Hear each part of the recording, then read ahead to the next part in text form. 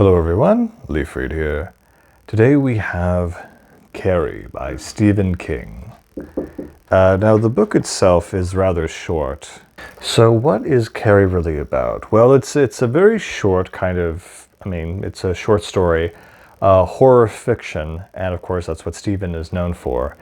And Carrie is a very classic, almost classic story about a girl who is subjected to a lot of negative events, and eventually she ends up getting her revenge. And there's a whole part of supernatural process to this, a lot of kind of very powerful imagery. The most powerful image that I think everyone associates with this, and I think even the cover here, is the final scene where she's at the prom and she wins a prize, and there's this, as a prank, they prank her, they drop this bucket of blood from the ceiling and it drenches her. And that's the iconic moment where she finally just snaps.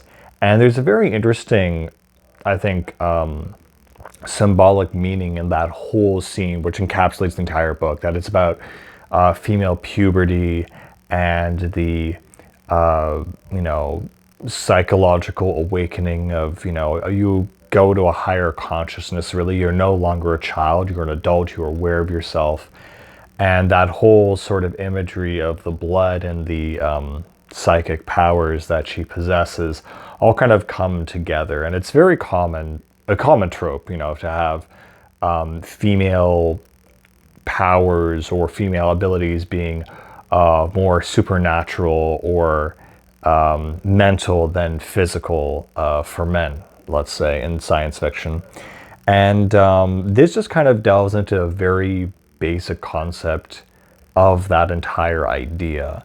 And the basic premise is that Carrie is a teenager going to high school in America, and her mom is hyper religious, super religious, and mistreats her because she doesn't trust her. It's a bit of a commentary on the sort of normative standard way of American life, and kind of the undertones of abuse that happened from family and in school, where she's bullied because she's overweight and she's going through puberty, she's confused, and it's just this almost revenge kind of story against society and against everyone, and kind of her struggle through it. I'm not sure if Carrie is someone we want to identify with, but it's someone we can sympathize with. And you can see here this pacing of the text and everything is very, very reasonable. It's a very light read. It's a very, very fun read. I wouldn't say this. I don't want to say this is a classical piece of literature, but it is very iconic in the sense that you see the sort of images in this novel and you immediately understand what you're referencing. Aside from that, it's not very complex. There's not a lot of nuance, but it's just very genuine. It is very of the essence, of a certain essence of a moment, and you can really feel the emotion that the author and the idea and theme that the author is trying to give us here. So there's not a lot of really to say about this, except that it's very iconic in a sense, and it's decently well written, and it's short. So yeah, I would say that this gets my recommendation. Anyway, that's all I really have to say about this one. Stephen King has written a lot of novels, and just on Stephen King himself, he had a very interesting precept, I believe, which is something along the lines of as soon as you try to start explaining the horror, that's when it falls apart.